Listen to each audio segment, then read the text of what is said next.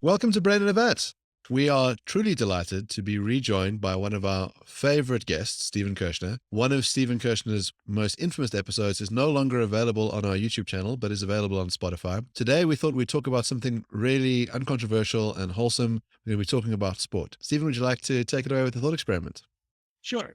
Before I start, just two quick points. So one is the views I set forth are my own. They don't reflect my employer, any group I'm a member, the Temple Shalom, Chippewa Valley High School, or the Lincoln Judo Club. And in addition, I'd really like to thank Mark and Jason for having me on. I mean, it's just an honor and a pleasure to be with. I just really enjoy our conversations. They're fantastically bright, and I benefit enormously from my interactions with them. So thank you. Okay. So what I would like to start out with is the case of Lia Thomas. So Lia Thomas is a University of Pennsylvania swimmer.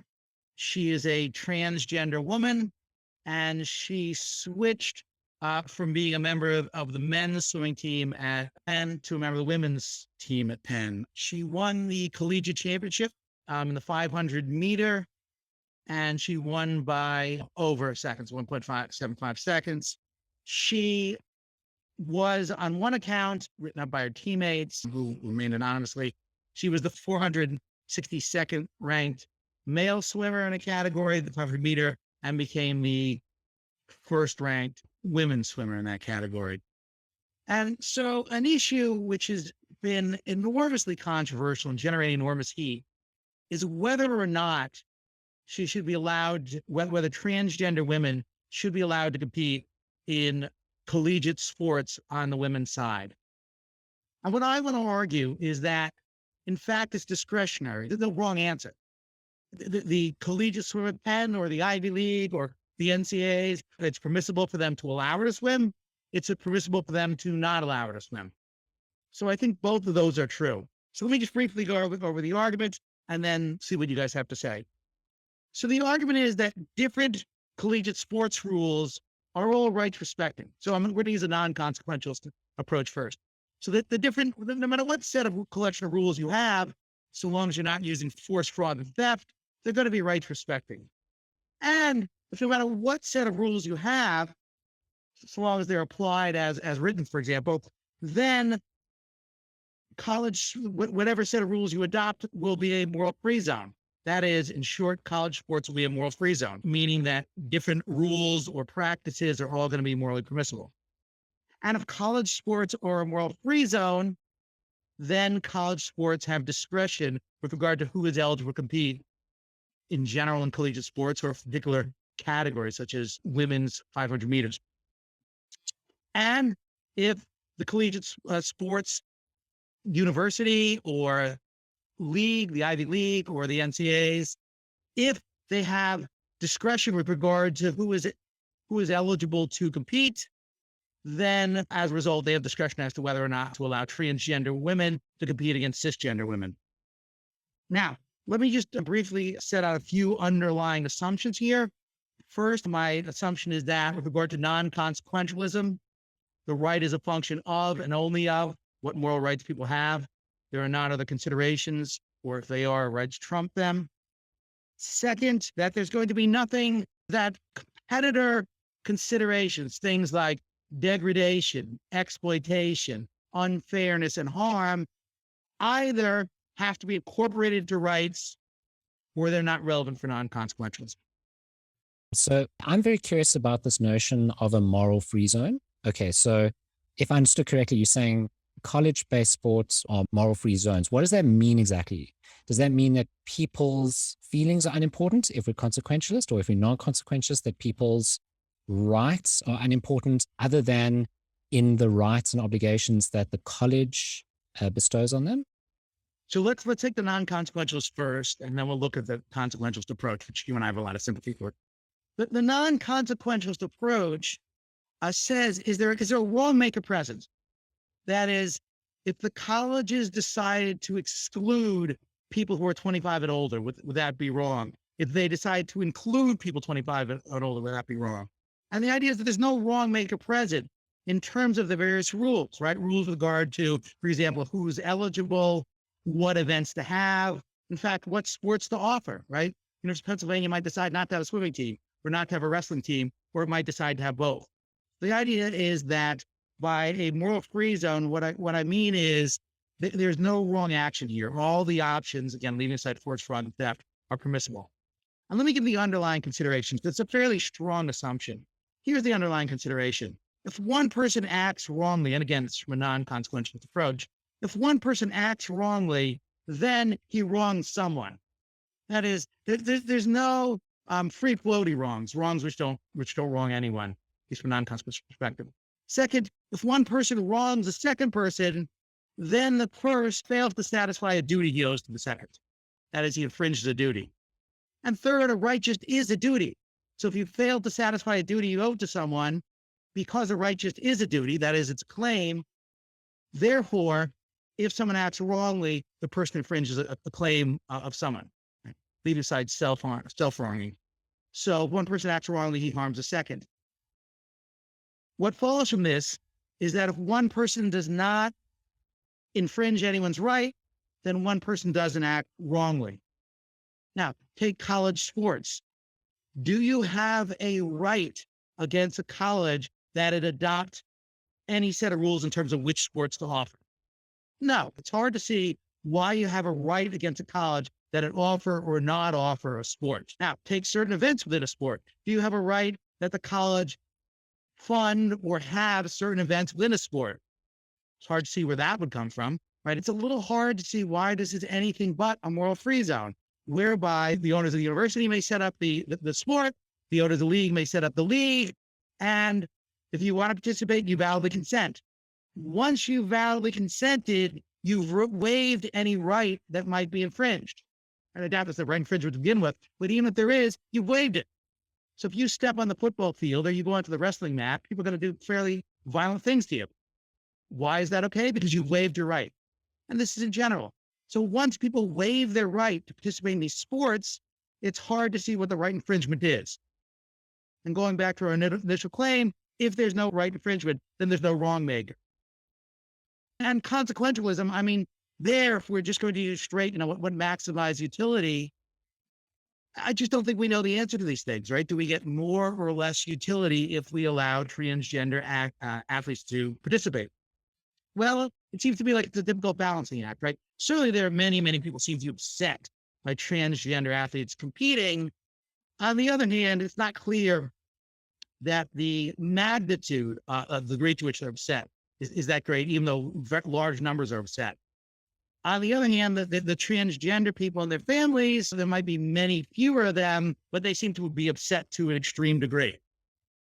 So how do we balance these things out? Well, in the absence of a market, which would really be the only reliable mechanism we have to balancing out the pros and the cons, do something like cost-benefit analysis, we're just guessing. And if we're just guessing, here's kind of a good rule of thumb how to proceed. If we think the consequentialist balance should determine whether or not we have something, and we don't know what the consequentialist balance is, then as a rule of thumb, both approaches are permissible. I wonder about this objection to the non-consequentialist view. Suppose that a particular university implemented a rule which said that no Black players may play sport within the university. If I understand your account correctly, the non-consequentialist account, so the Kantian account or the deontological account, I wonder whether you're committed to the view that there's nothing right or wrong about that. That's permissible. The university can set up those rules. Those are the rules. You sign up or you don't sign up. That's your problem. And no player has a right to demand that the university allow Black students to play. Is that correct? Is that a consequence of your view? So as far as moral rights, that is a consequence of my view, right? I mean, you might think there are certain constitutional considerations that kick into play with regard to state universities, but let's think about, well, we all think that race discrimination is disgusting and offensive, and I certainly have that reaction. I'm sure the two of you do as well. The question is, what right is infringed on with regard to various Black athletes that wish to participate? Well, it could be a right that irrelevant characteristics not be used.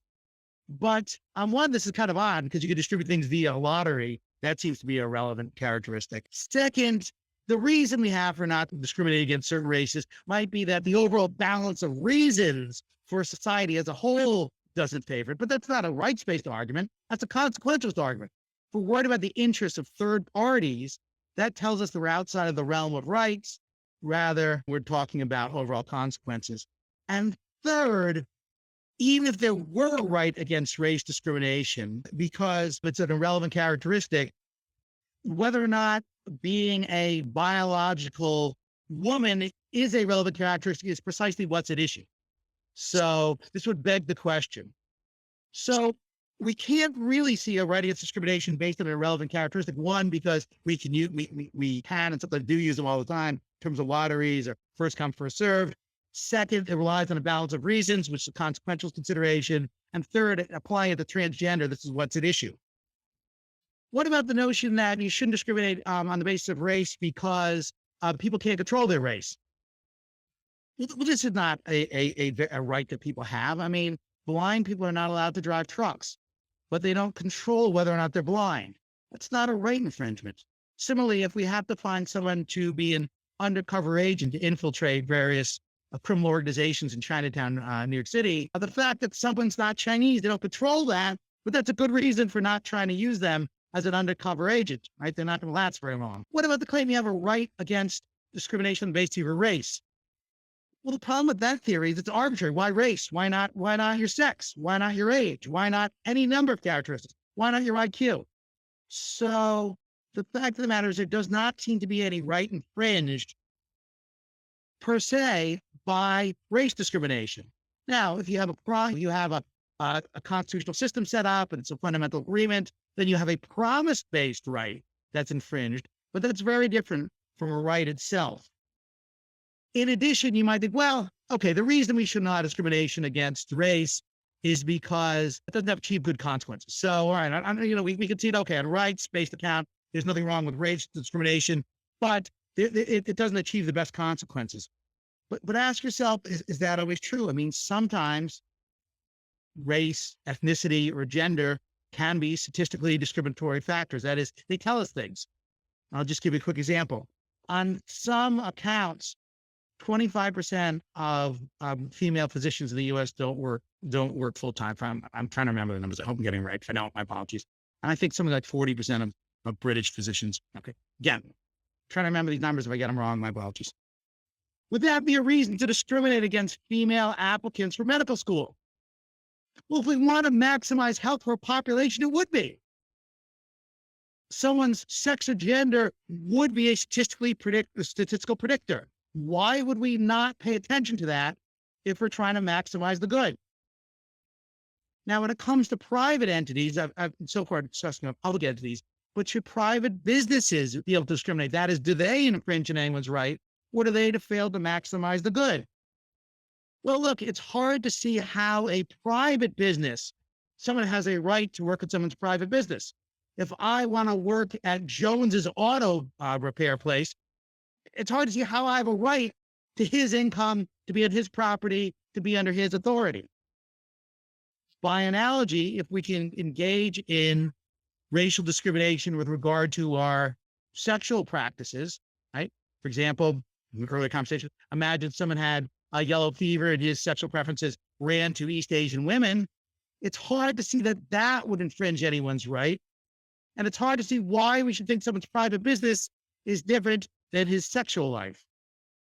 What about consequences, right? Does it have a really bad effect if businesses are allowed to discriminate on the basis of race, ethnicity, or sex, for example?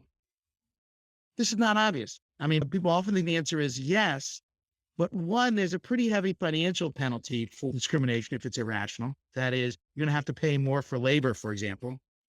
And second, to the degree to which statistical factors are accurate predictors, it might increase the efficiency of either individual businesses or industries as a whole, because we're now able to take into account these statistically accurate predictors. So in short, I do not think that race discrimination infringes someone's rights.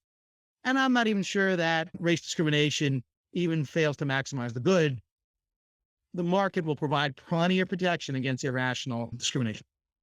Okay, a couple of responses. The one might be the way that you've dealt with discrimination is to silo out your categories. So I want to give you a kind of conjunctive case, which would be, we say it's wrong to discriminate against someone when it is both arbitrary and on an immutable characteristic.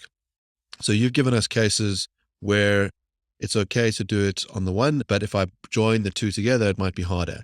So I can grant you your Chinatown undercover cop case, where we can say, look, I'm sorry, but in order to do this undercover role, you have to be Chinese. It's a relevant characteristic. So we're discriminating on the grounds of an immutable characteristic, namely your ethnic appearance, but it's non-arbitrary given the facts of the case. But when we're dealing with the situation where we go, we're discriminating against you on this immutable characteristic, and it's without any underlying reason, then it seems harder to justify. And I suppose one can cash that out in the sense of saying, well, one has a prima facie right not to be discriminated against on those bases, and maybe there can be defeaters, but it seems like it gets harder when we put those two things together. But think about the notion that there's no underlying reason, so you have a conjunctive case. You'd say, look, discrimination, there's no right infringed when it's irrelevant. There's no right infringed when it's out of your control, but the conjunction of those is wrong. And the reason is, really, we should understand this as a right against discriminating against you when there's no underlying reason. Well, one problem with this is the reasons are either confined to the individual or they're not. If they're not confined to the individual, then it looks like this is not a right-based account. That is, the relation, whether you have a right against me depends about facts about the two of us. It does not depend about facts about you, me, and the Saturday Night Live church lady. So if the relevant reasons are comparative, they involve three or more people, then they're not going to be rights justifying. So that's the underlying problem. The second problem is that it seems that just intuitively we can use irrelevant and out of control features. For example, imagine that it's just more efficient for the University of Michigan among students who are in the top 1% of their high school class to then use a lottery. And you say, okay, well, a lottery is irrelevant. I mean, who cares where you are, random feature, and no one has any control over where they end up in the lottery. So a lottery for students who are the top 1% of the high school class would not be permitted, but it seems that it would be. So I think I have two objections here. One of which is I just don't think what's really going on is there's no underlying reason. And I just think these reasons are not what justify rights. The reasons have to be very specific to justify rights. Secondly, I think the sort of reason is not rights justifying. And in addition, it's just intuitively incorrect. So I want to return back to our trans topic, and let's think about it at the kind of Olympic level. So you've got the creme de la creme of athletes, competing around the world. And one of the arguments for exclusion of trans athletes is going to be that they have an unfair advantage. And so what the Olympic Committee has done is it said, well, we're going to allow trans athletes in. They must do certain things. So, for example, they must have been transitioned for a certain period of time. They must alter their chemical makeup by reducing their testosterone levels. Now, there could be a couple of objections to this. The one is to say, well, why require them to have to jump through these hoops? You don't require Michael Phelps to adjust his physiology to compete. The guy is a genetic freak. He's got these huge innate disadvantages over other people. I think he's ambidextrous. He's got webbed feet and hands, and he's massively tall. The guy's just got this unfair, unnatural ability, which he can just use to mop up the floor. No one stands a chance against him. And no one's saying, hey, Mike, we need to Harrison Berger on you. And, if you haven't read Harrison Berger, go pick up the Kurt Vonnegut short story. It's fantastic. And we're not going to make the game fair by encumbering you and chopping some of your toes off. You're just naturally gifted, so go right ahead. So why do this to the trans athletes? Why not just let them compete? And why require them to sort of have to do this identification for a period of time? Just say, well, you've declared yourself this now, compete. And then the other view is to say, well, you're going to eradicate women's sports if you do that. That if you look at someone there's a debate about what category she should run in. South Africans all want her to run because we're very proud of her. She gets gold medals. Other people say she's got this innate unfair advantage. But Custer runs basically at the level of a high school male athlete. The Williams sisters, for example, both played against the guy who was ranked 200th in tennis. He played both of them after having a six-pack of beer and playing a round of golf. And he beat them both, I think, 6-love. So if we just allowed, in other words, if we withdrew gender divisions entirely, it seems like we'd eradicate women's sports. Maybe not all of them. Maybe women have a chance in some categories, but in a lot, they'd just be overrun by men. And the question is, well, if you're a trans woman, are you being overrun by another woman, or are you being overrun by a man?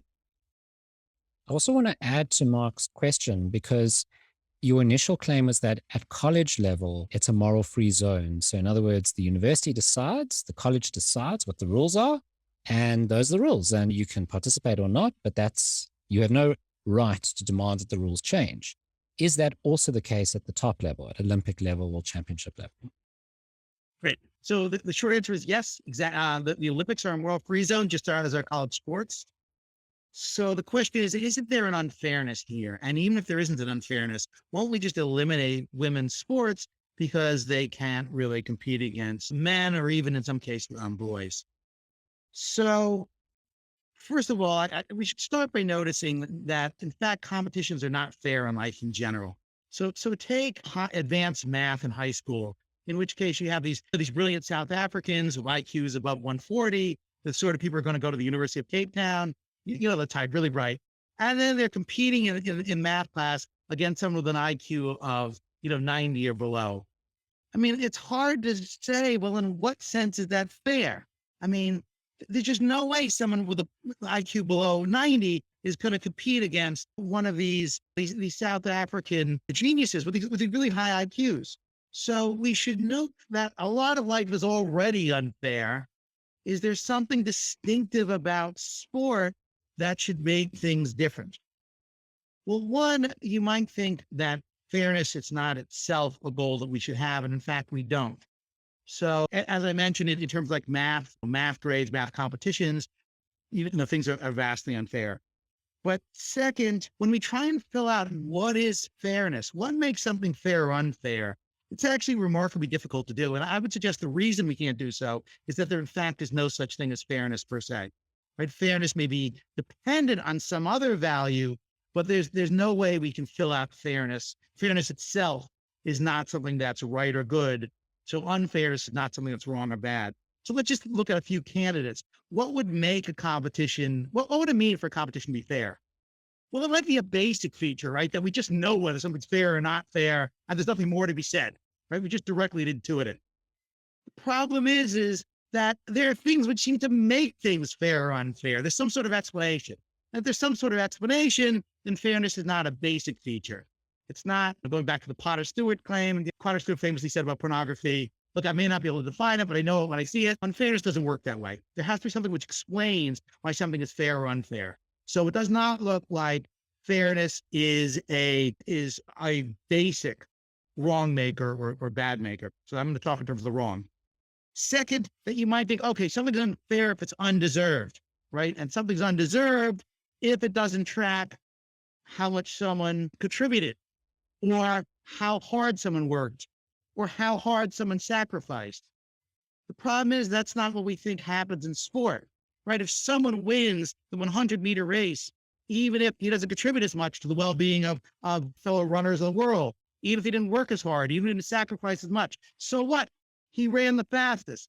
Same thing with regard to grades. We want a chemistry professor to hand out grades based on how someone performed on the test, not based on how hard someone worked or how much someone sacrificed or how much he contributed.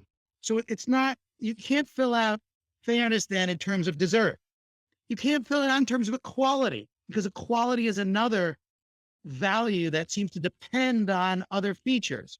For example, we have separate but equal bathrooms for high school boys and girls, and most of us think that's just fine. But we don't think that we should have separate but equal high schools for blacks and whites. Well, what distinguishes bathrooms from high schools? It's not enough just to say they're unequal. I mean, they're both unequal, but they seem to be unequal in different ways. What we need is something that explains why one inequality is permissible and the other one is not. That is, it's dependent on some other value. Well, if we don't like a basic explanation, we don't like desert, we don't like equality, and obviously rights are not going to do the trick, because the issue is what rights people have. We can't use rights to fill out fairness. The fact is that we can't fill out fairness. We don't know what it is, and we don't really value it, as seen in terms of how chemistry professors hand out grades, how we hand out who wins the 100 meter. Now, in terms of eradicating female sports, yeah, that's a real concern. And I'll give you a couple examples. We've already called Lia Thomas. There was a mixed martial arts fighter called Fallon Fox who became a transgender woman. He had a fight against another woman and he broke her orbital bone. He gave her concussion and he gave her multiple stitches. She said she had never been subject to that level of force or aggression before. So yeah, that's a real consideration, that we're going to lose access to women's sport in terms of cisgender women. But on the other hand, transgender women will get access to these sports. So we have a trade-off. Now, from a consequentialist consideration, consequentialism specializes in these sorts of trade-offs, we can address this. But in terms of unfairness, that is a non-consequentialist approach to unfairness, it's hard to see how that's going to tell us what's fair or unfair. Let me just give you a couple other examples. There are some sports like wrestling, like crew in the Ivy League, like football in the Ivy League, like mixed martial arts, have weight classes. Other sports do not. The NFL, basketball, soccer, things like that. Some sports in high school, college have age limits. Other ones don't. Is there kind of a fairness in terms of, I mean, if you have weight limits, then lighter people benefit, heavier people don't. So why is that unfair? It's only if we think there's something that should be something like an equal chance. But one, there really isn't an equal chance given the different genetic potential.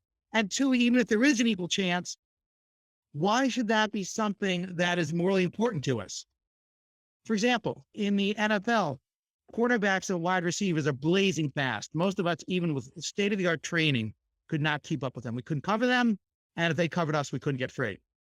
So in fact, no amount of training would allow us to perform, for most of us, as NFL wide receivers or cornerbacks. Is that unfair? I mean, it's undeserved, but I mean, on the other hand, we want top line wide receiver cornerbacks. So the short version is, I don't think we should value unfairness, but even if we did value unfairness, there's no such thing as unfairness, at least as part of our moral reality. There are other considerations that might inform unfairness. I doubt it, but there might be. But unfairness itself is not going to be a wrong maker. So in short, when someone says it's just unfair to allow transgender women to compete in the Olympics, my response is, no, it's not, because in fact, there's no such thing as unfairness per se. So you've raised two very interesting points. The one is it's very difficult to define what fairness is. And the second one is it's unclear whether that has any role at all in determining whether a sport should be played in a certain way. So I want to kind of address both. So the first is, maybe we can define fairness in terms of what sport is actually for.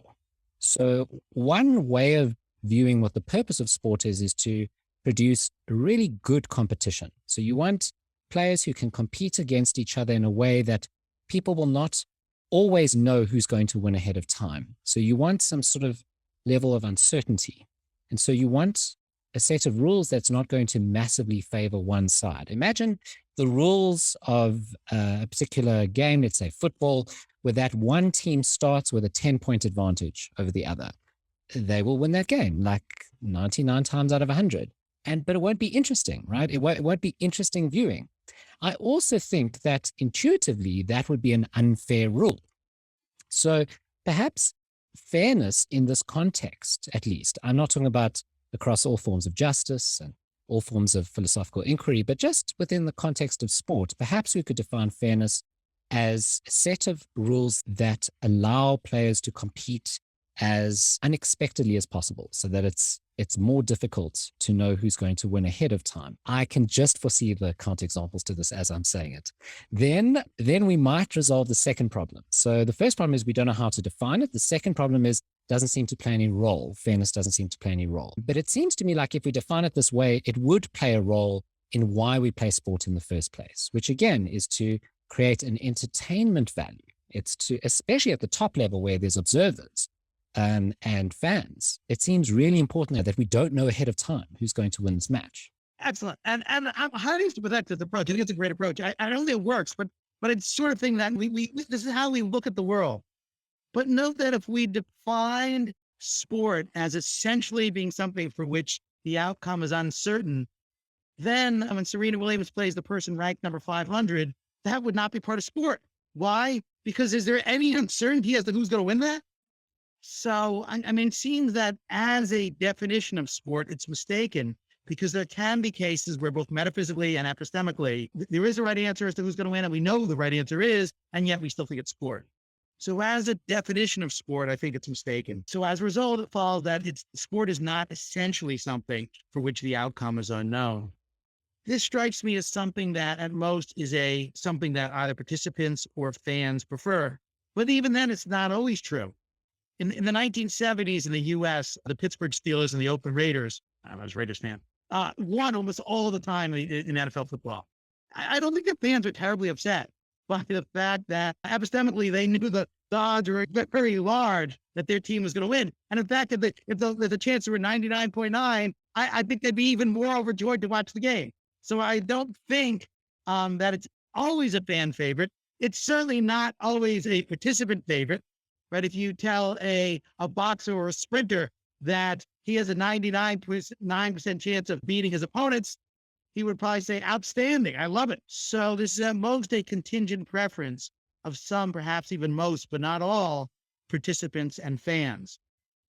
But third, I think what's really going on here is that uncertainty is something which we prefer, or that brings us pleasure. And I think that has value to it, right? And that might be why we limit how much any one team can spend so that the teams stay competitive, and we have sort of transfer funds from team to team, or why the weakest team gets the draft first, because in fact, we enjoy watching it more.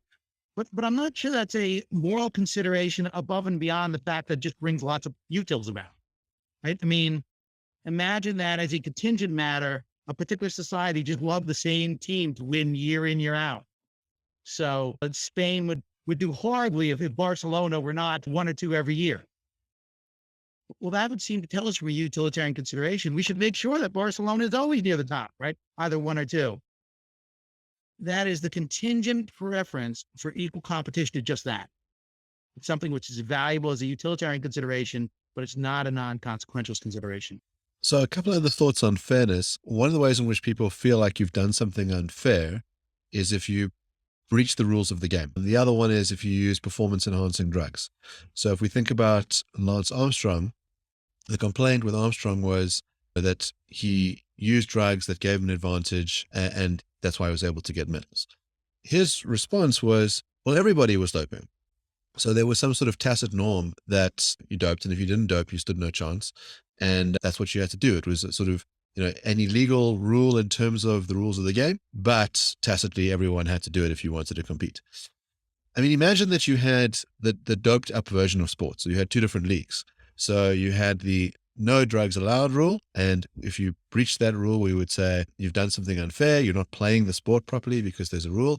And the other one is, yeah, man, take whatever you like. Take steroids, take heroin, take cocaine, go right at it. And you'd say, well, everybody has the opportunity to take these substances. Seems fair. Would we object to it? I mean, maybe some of those athletes are going to die a bit younger, but athletes die young all the time.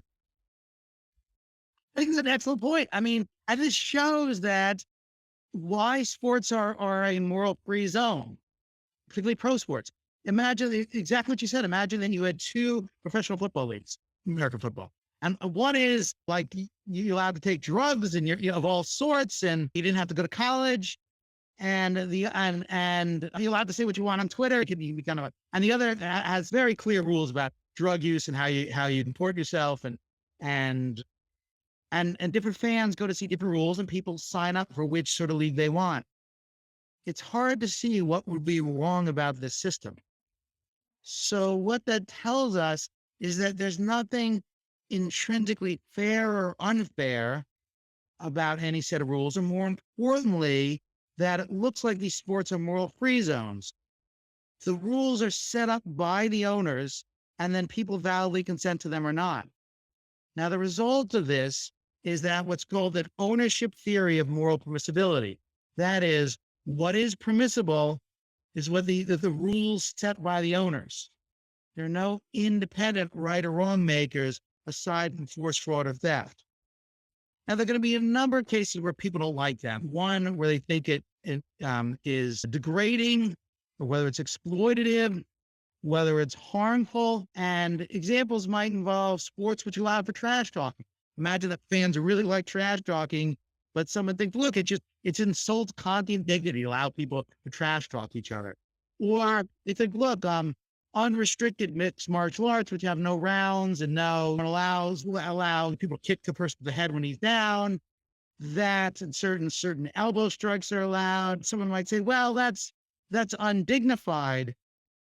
But again, on the sort of approach to the market, if you're free to take drugs, why shouldn't you be free to engage in unrestricted, rather restricted martial arts competitions? Or why should you be free to agree to the trash talking basketball league rather than the polite basketball league?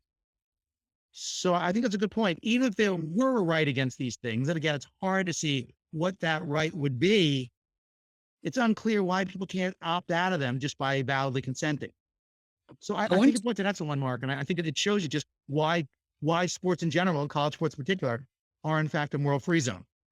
I want to consider a different Kantian account. So this would be a dignity-based account. So it's not a rights-based account. It just says that people should be treated as an end in themselves or treated with dignity. That's the formulation I prefer. People treated with dignity. By the way, not a Kantian, but I'm trying to put in my 2 cents worth here. So here's the idea.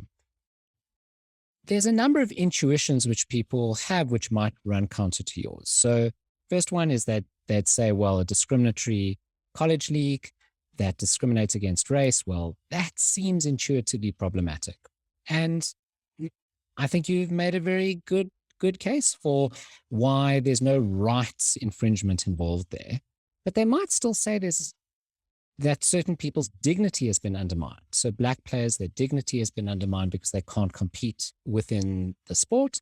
Maybe even white players' dignities have been undermined because they can't compete against black players who might be very good competition for them. Let's say it's a basketball league and the best players are black. I don't know if I'm raising horrendous stereotypes here, but I think it is often the case. And these white players want to compete against the best, and these black players are not allowed to compete. You might say that their dignity has been undermined. I think the case is more convincing for the black players than the white players, but still. So there seems to be some sort of moral problem.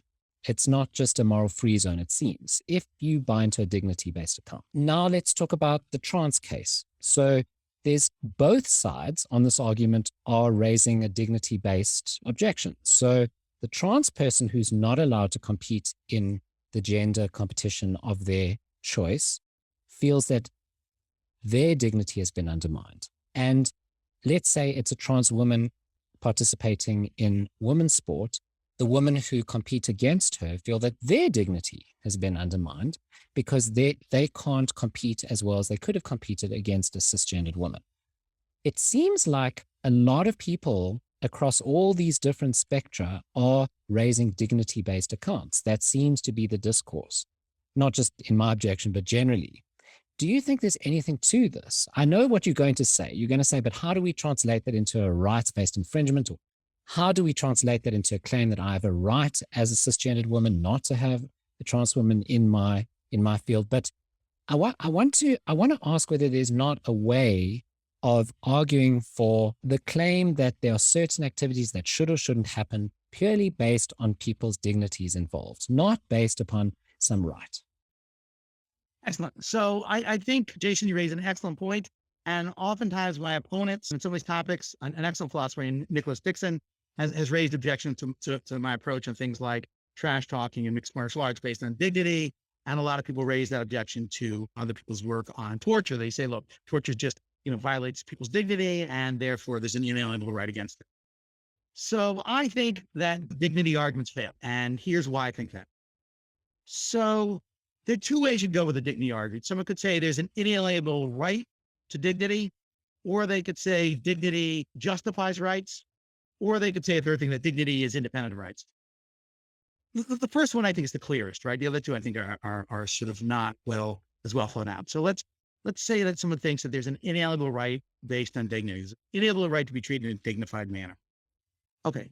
And they often raise examples. I mean, you raised some good examples. Let me give you some examples that show up in the literature. Some people think dwarf tossing contests are undignified. So even if the dwarfs and the patrons want to pay for it, the state shouldn't allow it. Other people think that male-centered sex for a heterosexual married couple should not be allowed. Even if the wife says, look, I mean, I get other things out of the marriage, but my husband gets the sort of sex he wants. Some people think that's undignified. Some people think that sadomasochistic sex for the subordinate person is undignified, right? So the person who's being talked about badly or being hit or something like that. And lastly, some people think prostitution is undignified, no matter how much you pay a prostitute. So they're kind of standard. It's some standard features of the literature. There are several problems with the unalienable dignity right. So the first problem is, even if there were a right to dignity, it's a little hard to see why it can't be waived. After all, who owns your right if not you? More specifically, here's the argument. What seems to justify rights is autonomy. Why think that? Well, rights have several features. One, they trump interests or consequences. So it doesn't look like they're justified by interests alone. Second, they provide a sphere of non-interference, right? So they provide elbow room for people to keep their hands off you and your stuff. And third, they provide a perimeter of act options. That is where you can pursue projects, even if they make your life go worse, or even if they make the world worse, then you're not pursuing these things.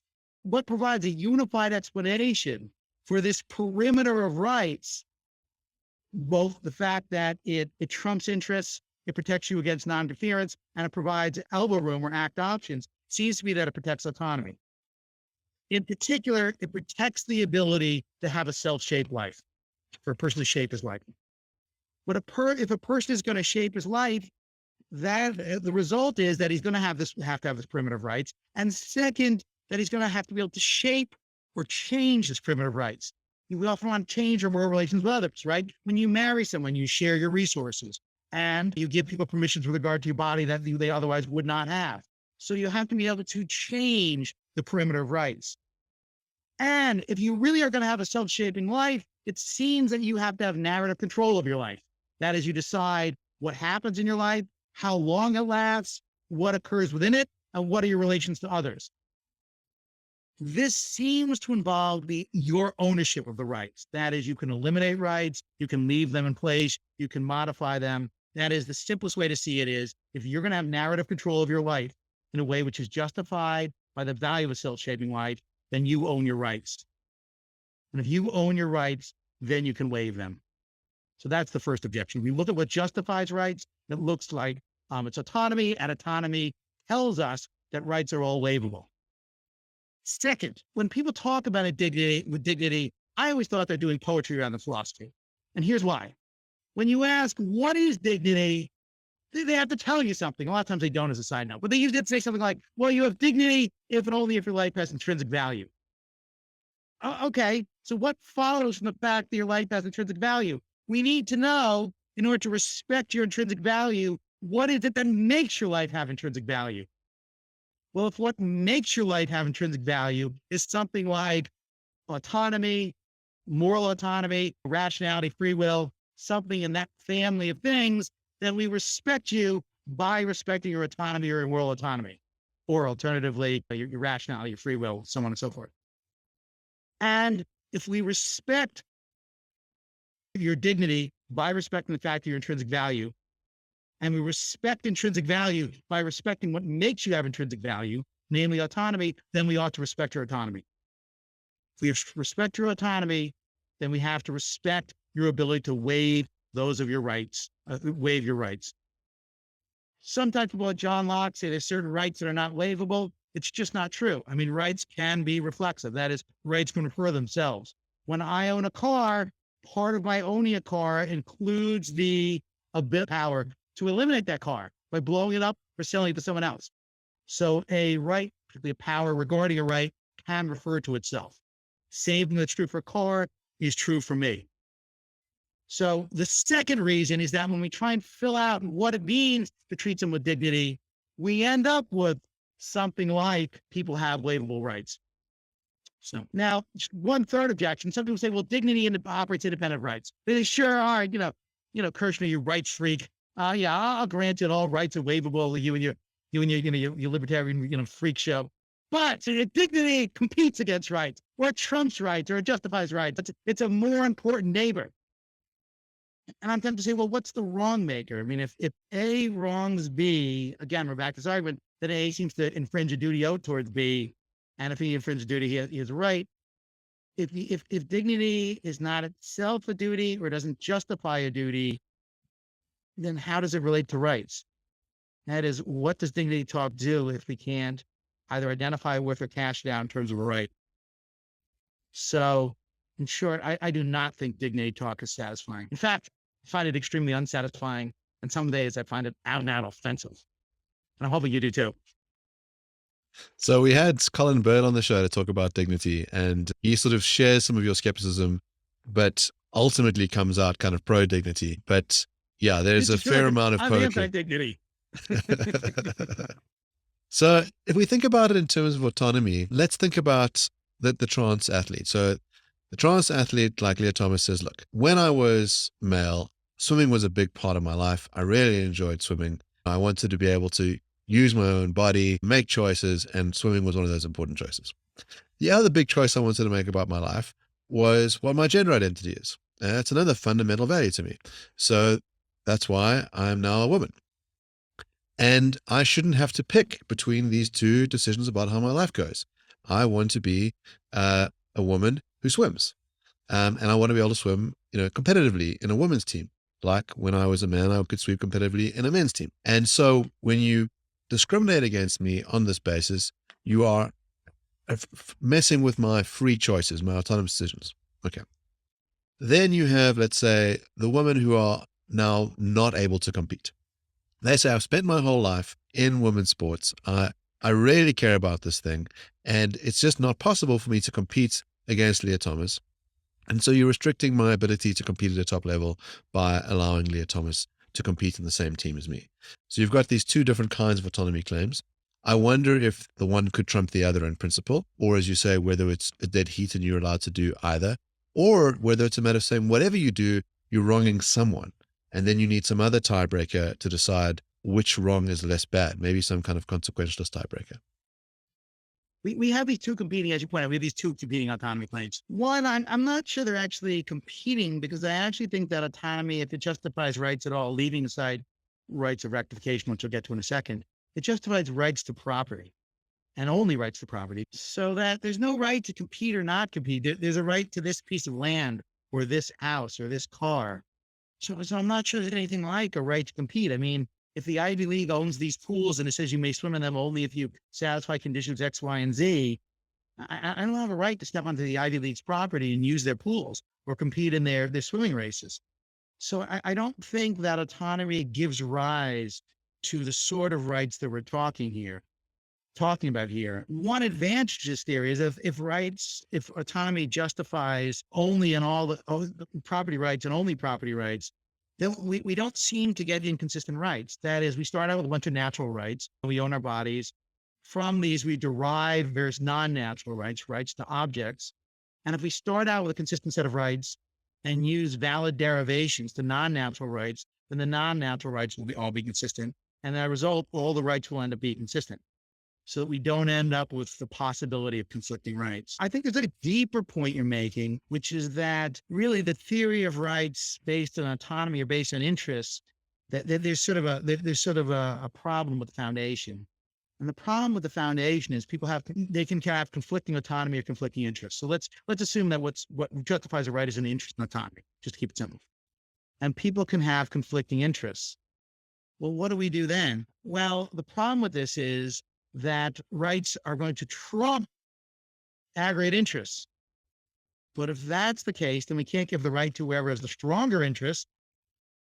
But we also can't say what rights someone has independent of interests. We can't moralize the interest because we're trying to get morality from rights rather than vice versa.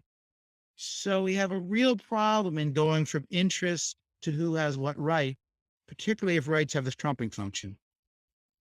In addition to this problem, we also have problems with different people that have different rights. I mean, if I have an interest in smoking because I'm only going to use it when I'm really nervous and actually make my life go better, but Jones is going to be a complete smoking 9-day, it's going to kill him early, then we could have very different rights. I could have a right to smoke and Jones wouldn't, even though intuitively we have to have the same rights. Even more problematic is that sometimes two people's action can affect a third person, but it doesn't seem that the third person really has a right. So if Jones and Smith having sex really upsets the church lady, then she has an interest in that I'm not having sex, but that doesn't seem to be a feature of whether or not Jones has a right to have sex with Smith.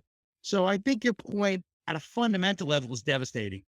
I think there's a real problem with seeing how it is that autonomy or interest justify rights. So, but leaving aside that fundamental problem, if autonomy justifies and only justifies rights to property, I think the sort of concern you're raising doesn't arise. Now, there are other rights. You might get rights to rectification. So if someone unjustly harms you, you might have a right to use self-defense. You might have a right to punish them, or you might have a right to compensation. It's not clear that's a right to a particular object, but let's leave aside rights to rectification. So, yeah, great point. And I agree with it. I think what's very interesting about this discussion is that you've taken a position that both sides of the transgender debate would disagree with. So you haven't said, well, trans people should be allowed to participate in sport. And you haven't said, well, trans people should not be allowed to participate in sport. You've said, well, there's a bunch of stipulated rules to these sports and they're moral-free zones. They could have been different rules and they'd be, well, no morally better or worse than any other set of rules. And whatever those rules are, the rules we should have, or not should have, but just do have de facto. We could have a different de facto set of rules. So it's interesting because Mark and I have been debating this vociferously for weeks, taking up these other two positions that I mentioned. But I imagine this position will piss off everyone on both sides of this debate. I want one more stab at this. Okay, sure. So Yeah, so this by the way, I suspect you're right, but what can I do? I mean, rights are rights. We can't manufacture rights out of thin air. So there's no right infringement. There's no right infringement. Okay, so I want to grant then that this is a moral-free zone. Yeah, let's grant that. Okay, and I want to grant that there's no rights either way, that the consequences are unclear. I'll grant all of that. Okay, but do you agree that there are certain sets of rules for sports that are better than other sets of rules? Now, what I mean by better, well, I mean that they produce the kind of sport that we would like to have. Now, I'd like to cash that out in terms of things like uncertainty, although you provided a good objection for why uncertainty is a necessary condition for sport. So I'm not going to go that far. I'm not going to say uncertainty is a necessary condition for sport, but I might say it enhances it, right? So suppose we have two sets of rules. The one is that in every match, there's a coin flip, and wherever the coin lands, that team gets a massive, overwhelming advantage from day one in the sport, from minute one in the sport, and it virtually guarantees that they'll win. So that's one set of rules. A second set of rules is that you don't do the coin flip and you don't give one team a massive, unassailable advantage. Do you agree that the game where you don't have the coin flip and there's no massive, unassailable advantage granted right at the beginning of the game, entirely arbitrarily, that would be a better sport? So what I think, and I suspect you and I agree, I suspect it depends if it maximizes the good. In most cases, I think it does in fact maximize the good. People get more pleasure by watching even matches. But I think there are plenty of counterexamples. I mean, I'll just give you two counterexamples. One is, imagine, so in the sort of pre-World War II period, Americans had a vast interest in seeing Joe Louis beat American heavyweight fighter, beat Max Schmeling, an excellent German heavyweight fighter.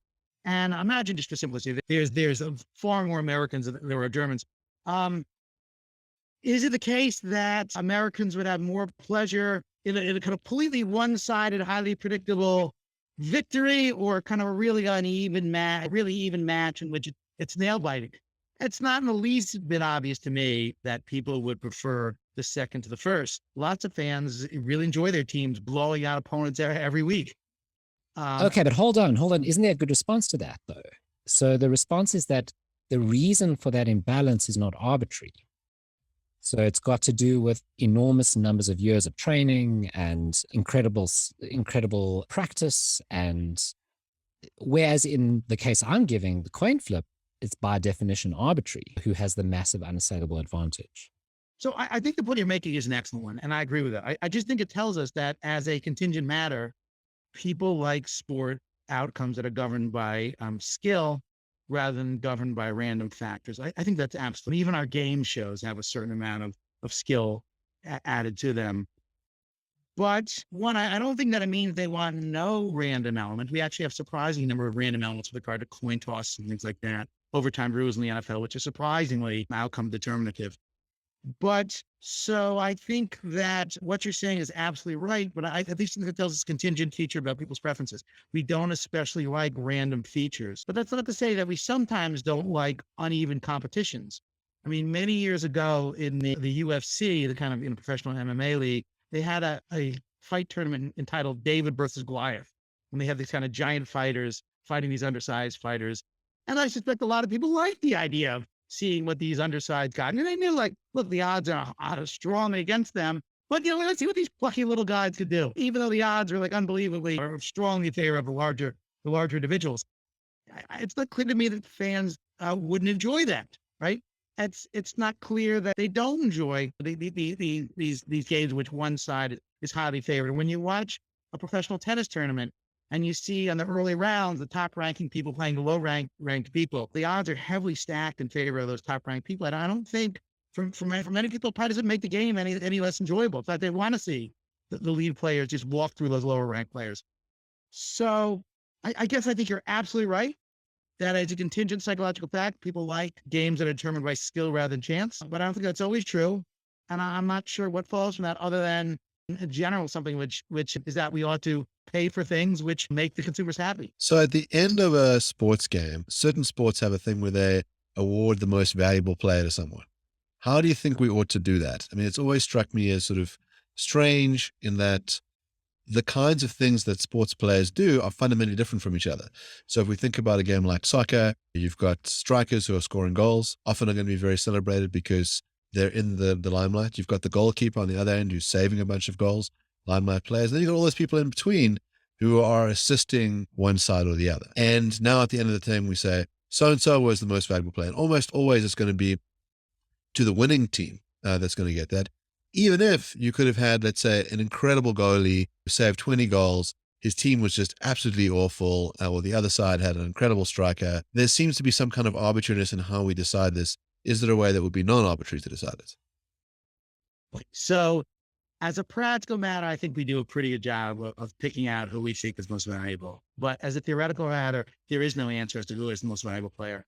And let me explain this. Also, the most valuable player doesn't just matter for sports, right? You might think, okay, we care a little bit about who wins the most valuable player in the NFL or the NBA or Major League Baseball. But really, the way in which we pick out the most valuable player could also be the way in which we select who would make a better spouse, or which of our children is a better children, or who we should hire for a job.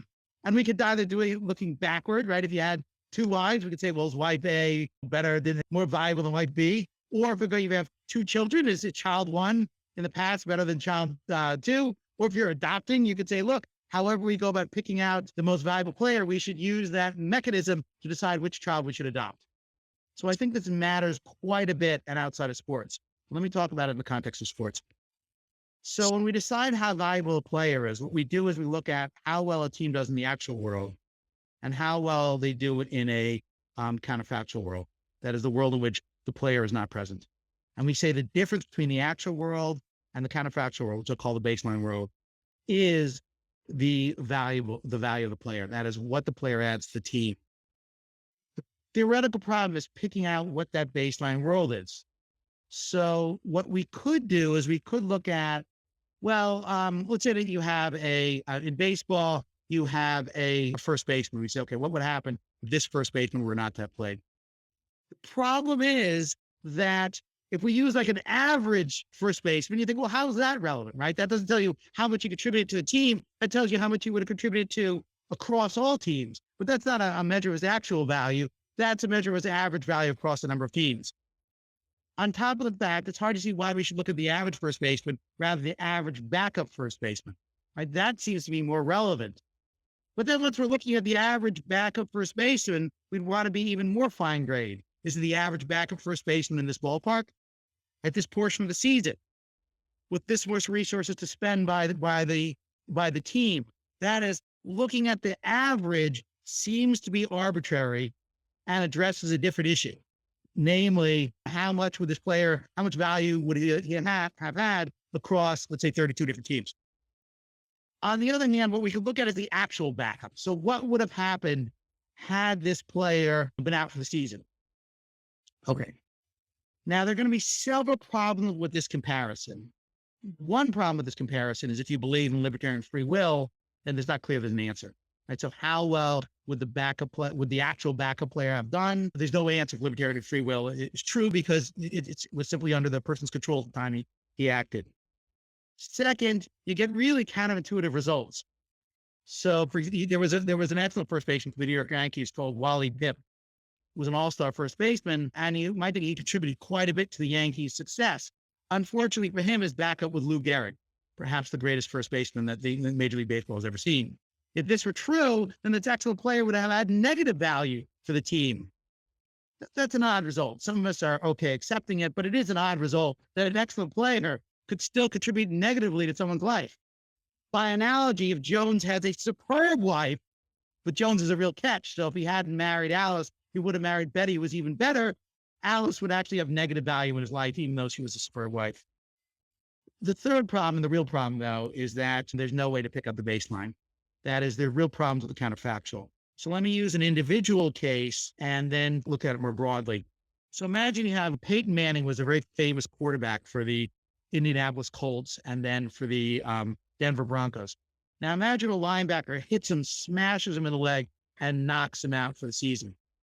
And we say, okay, well, what would have happened? So we say, okay, what would have happened if Peyton Manning had not been knocked out for the season? Is there an answer to this? Well, I don't think there's any one answer. We might know what happened if the linebacker didn't hit him quite as hard. It's only knocked him out for one game rather than for 8. Did the linebacker miss him altogether? In which case he's not injured whatsoever. Did the linebacker just stand, still? So that was a touchdown pass that led to a victory that the Colts otherwise would not have gotten. That is, once you subtract out the hitting act, the linebacker hit him in this way with this force, which possible world do we go to? I don't think there's a right answer. That is, even if we subtract out the Day Ray act in question, that is particular act in question, there's no answer to it. We can't look at the nearest possible world because nearness, there's something that makes it near. There's nothing nearness per se. What matters is the purpose which we're looking at it. Let me choose one more example. Very famous example by Alistair Norcross. He gives an example of Bobby Knight, a very famous and very hot-headed basketball coach for the University of Indiana. And the example is Bobby Knight, a philosopher insults Bobby Knight, so he chokes the philosopher really bad, damages his throat, and causes him to talk funny. But if he hadn't, he's been taking anger management classes, but if he hadn't choked the philosopher, he would have pulled the philosopher's arms off and beaten the philosopher to death. So the claim is, okay, so we have choking the philosopher. Did Bobby Knight harm the philosopher? Well, by hypothesis, he benefited, right? Because if he hadn't choked him, he would have beaten him to death. What you might think, well, but the comparison we want to make is if he choked him rather than putting his hands on him altogether. What this suggests is when we look at harm, we're looking at the purpose of inquiry. That is, or the baseline we pick, it depends on what we want to discover. So the third objection, which I kind of been going around about way of approaching, is there is no one baseline world. When we subtract out the act in question or the person in question, Day Ray, there's no one answer as to what world we go to. There's no way to solve it with a theory of nearness or similarity. When it comes to particular acts, we looked at things like what was the purpose of inquiry. So because there's no one baseline, there's no answer as to how much a player contributes to a team. And if there's no answer to how much a player contributes to a team, there's no actual answer as to how much value a player has. So my kind of long-winded answer is that, in fact, there is no answer as to who is the most valuable player because there's no fact of the matter as to how much value a player has. Looking at the average player answers the wrong question, and in any case, it's arbitrary. Looking at the actual backup depends on there being a specific counterfactual, which there is not. And in addition, it runs afoul of libertarian free will, and it gets cases wrong when you have an excellent backup. The downside of this is when we're trying to pick out who would be the best child to adopt, which spouse to select, which spouse, in fact, in Jones's past was the best for him, there's no answer. This is a highly upsetting result. I don't like it. And for consequentialists, Jason, I'm looking at your direction. This is a severe problem for consequentialism. I actually claim it's a severe problem for consequentialism. It's interesting because I see it as sort of a virtue of the account. So the idea that I can't proclaim with enormous confidence that choosing wife A or B was the right choice, that seems like something attractive in an account. I mean, perhaps the consequentialist wants to be able to make that decision when wife A or wife B is particularly horrendous and the other seems like a really good person. But barring those sort of circumstances, it seems like a virtue. So here's why I don't think it is a virtue. Here would be a theory that you might think is true if consequentialism was true. That act number one is better than act number two, equally as good as act number two or worse than act number two, but it can't be more than one. But if there's no one answer, then either we end up with a view that act one is none of the three regarding to act two, or act one is more than one of the three with regard to act two. That doesn't seem to be correct. Another way to put it is, if consequentialism is true, there has to be a right answer with regard to whether an act maximizes the good. If there's no right answer as to whether an act maximizes the good, then consequentialism is not true. So as much as I kind of like, I agree with your approach in terms of personally, it's kind of good when you're making personal selections that there is in fact no right answer. As a theoretical matter, I think it sinks consequentialism. And I say this extremely painfully and reluctantly. So, yeah, it's a very good point. I mean, once one generalizes beyond wife choices, I think it becomes a huge problem because the consequentialist has to say, well, certain consequences are better than others for certain actions. We assess them and we must perform the action with the best consequences. And if that methodology doesn't hold and we can't do that, well, then the whole thing falls apart. Right. And let me say one thing with regard to expectation consequentialism, which is a theory you and I have discussed before, which is that, look, what makes an act right is not its actual consequences, it's probabilistic consequences. The problem with this is it sinks that as well, right? If let's say there's just three options and each has a third of a chance of occurring, and then we have a magnitude of utility for each one, then we could say, okay, here's the expected outcome for act one, here's the expected outcome for act two. The problem is if there's no magnitude of outcome under scenario number one and scenario number two, then we don't actually get an expectation value. And if we don't get an expectation value, then we don't get, expectation consequentialism doesn't get off the ground. So, but as a side note, I should mention, because I'm taking shots at consequential. I mean, rights theory runs into similar problems, right? If there's no one answer as to whether or not your act promotes or increases or lessens someone else's autonomy, or sort of sets back their interest, or doesn't set back their interest, then there's going to be no right answer as to whether or not you infringe their rights. So one response that you might make, and I think this would be devastating, to say, oh, well, look, it's a curse on both houses, that pox on both houses, that non-consequentialism is the same problem that consequentialism does. Fair enough. But when it comes to the MVP, yeah, I just think this is a real theoretical problem. So in practice, we have no problem saying, yeah, Peyton Manning was the best player this year, or Michael Jordan. But in practice, when we try and fill that out, it's extraordinarily difficult. So I want to give you a case for why I think supporting certain sports teams is a terrible idea. Okay, so imagine that you live in Manchester in England, and you support your local team, and everybody who plays on the team is from Manchester, and the football stadium is in Manchester, and you go to the football stadium and you cheer for your guys, and all these guys. Makes sense for you to support this team. And the team that you hate are Liverpool, who are close by, and you root against them, and they're your arch rivals. Okay. But over time, what happens is that both sides get injected with a whole bunch of money. And man, you guys are like, we'd like to be able to beat these Liverpudlians into the mud. And so let's start buying players. And so you start buying players from all around the world, the best of the best. Okay. So you get guys from Brazil and from Germany and from Spain, and you do very, very well. And you do so well that the number of fans that you have can't be contained in your stadium in Manchester anymore. So you move out of Manchester and you set up your stadium. Okay. But then the Liverpudlians sort of get onto the game as well, and they start buying a whole bunch of players, and they have their team. And some Russian oligarch comes to and goes, that Liverpudlian team is really, really good. Why don't we buy all of them, and we'll sell them all the guys on the Manchester team? Now, if you think about all the different steps that have happened along this time, and you've got your Man United supporter who's been rooting all along the way, I want to say to him, well, why are you supporting these guys? Is it because they're from Manchester, where you're from? Well, none of them are from Manchester anymore. Is it because the stadium's Manchester? Well, no, it's moved. Is it because you hate Liverpool? Well, suddenly all the guys who you were rooting against, you were rooting for because they're sitting on the Manchester team. So it seems to me that supporting a particular side, and this really is what modern soccer looks like, is you've got all these transfers, international teams. It seems weird to say, I love Man United and I fucking hate those guys from Liverpool. Right. So I understand your objection. You're saying that, look, being a fan in this day of free agency and international competition, it's unclear what you're getting emotionally attached to, right? I mean, if you get attached to the Manchester team and you hate the Liverpool team, and the Liverpool players all come to Manchester, the Manchester players all go to Liverpool, what is that you're attached to? I mean, just the fact that it has a Manchester name on it. It's not this collection of individuals because they've switched teams.